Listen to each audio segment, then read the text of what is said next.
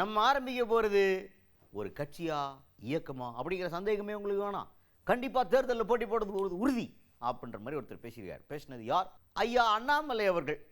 அரசியல் களத்தையே பரபரப்பாக்கி இருக்கார் அப்படின்னு தான் சொல்லணும். பாஜகலேருந்து அஃபீஷியலாக வெளில வந்துட்டேன்டா, இப்போ வரடா தமிழ்நாட்டுக்கு அப்படின்னு தமிழ்நாட்டுக்கு வந்து புது இயக்கம் தொடக்கம் அப்படின்ற ஒரு செய்தியை நமக்கெல்லாம் பரபரப்பாக கொடுத்துக்கிறார்.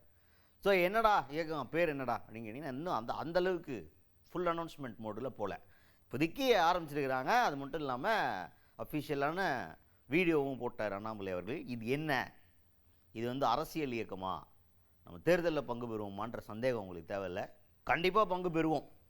வரப்போகிற பொது தேர்தலில் கண்டிப்பாக நம்ம போட்டி போட போகிறோம் அப்படிங்கிறதையும் அஷ்யூர் பண்ணியிருக்காரு அண்ணாமலை அவர்கள். எப்பொழுதுமே தொடர்ந்து சொல்லிக் கொண்டிருப்பது, இந்தியன் என்கின்ற அடையாளத்தோடு ஒரு பெருமை மிகுந்த தமிழனாகத்தான் எல்லா இடத்துலையும் இருக்கிறேன்.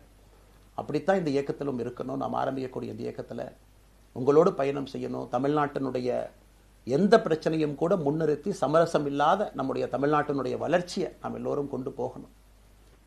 ஆனந்தமாக அன்போடு தமிழ்நாட்டில் ஒரு அரசியல் இயக்கத்தை நாம் துவங்க இருக்கின்றோம். இது அரசியல் இயக்கமா, கட்சி இல்லையா அப்படின்னு நீங்கள் யாரும் கேட்கவே வேண்டாம். கண்டிப்பாக தமிழகத்தில் அடுத்து நடக்கக்கூடிய தமிழகத்தினுடைய பொது தேர்தலில் நம்முடைய கட்சி போட்டியிடும். அதில் எந்த மாற்று கருத்தும் இல்லை. அதுக்கடுத்தது தொடர்ந்து பேசும்போது அண்ணாமலை அவர்கள் இந்த வீடியோவில் என்ன சொல்லியிருக்காரு அப்படின்னு பார்த்தீங்கன்னா, நான் மட்டும் வேலை பார்த்தா பத்தாது, எனக்காக எல்லாருமே வேலை பார்க்கணும் அப்படிங்கிற மாதிரி சொல்லியிருக்காரு. அவருக்காகன்னா அந்த சென்ஸில் இல்லை, அதாவது தமிழ்நாட்டுக்காக நம்ம எல்லாருமே ஒன்றா சேர்ந்து வேலை பார்க்கணும் அப்படின்னு சொல்லியிருக்காரு. யாரை எல்லாரும் ஒன்றா சேர்ந்து வேலை பார்க்குறதுக்காக அண்ணாமலை அவர்கள் அழைக்கிறாரு அப்படிங்கிறது தெரில.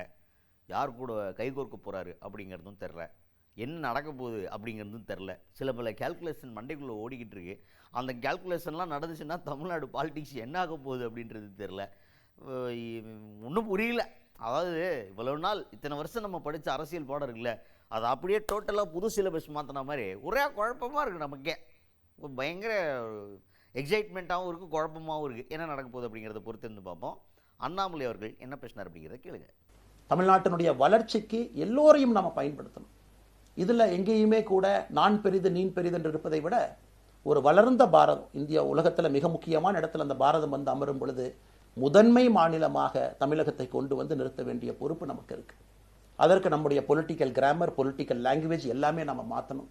இன்னொரு முக்கியமான பாயிண்ட்டையும் சொல்லியிருக்காரு அண்ணாமலை அவர்கள். என்ன அப்படின்னா, நமக்கு வந்து ஒரு டேர்ம் கண்டிஷன்ஸ் கொண்டு வரணும். டேர்ம் கண்டிஷன்ஸ்னால், இந்த ஒரு கட்சி ஆரம்பிக்கிறோன்னா நான் தான் நிரந்தர தலைவர் அப்படிங்கிற கான்செப்ட் இருக்கக்கூடாது. அதே மாதிரி ஒரு எம்எல்ஏ பதவியில் போட்டி போடுறது, ஒரு ஆள் வந்து இத்தனை தடவை தான் போட்டி போடணும், ஒரு 4 தடவை எம்எல்ஏ தேர்தலில் போட்டி போடலாம், அந்த மாதிரி ஒரு லிமிட்டேஷன் இருக்கணும் எல்லாத்துக்குமே. எப்போவுமே எல்லாருக்கும் வாய்ப்பு கிடைக்கணும்னா அதுதான் ஒரே வழி. எல்லாத்துக்குமே ஒரு கால அவகாசம் இருக்கணும். இந்த காலத்துக்கு மேலே போயிடுச்சுன்னா நீ அதில் இருக்க முடியாது அப்படிங்கிற மாதிரி, இன்க்ளூடிங் மீ, எனக்கும் சேர்த்து தான் அந்த ரூல்ஸ் அண்ட் ரெகுலேஷன்ஸை கொண்டு வரணும்னு நினைக்கிறேன் அப்படி சொல்லியிருக்காரு.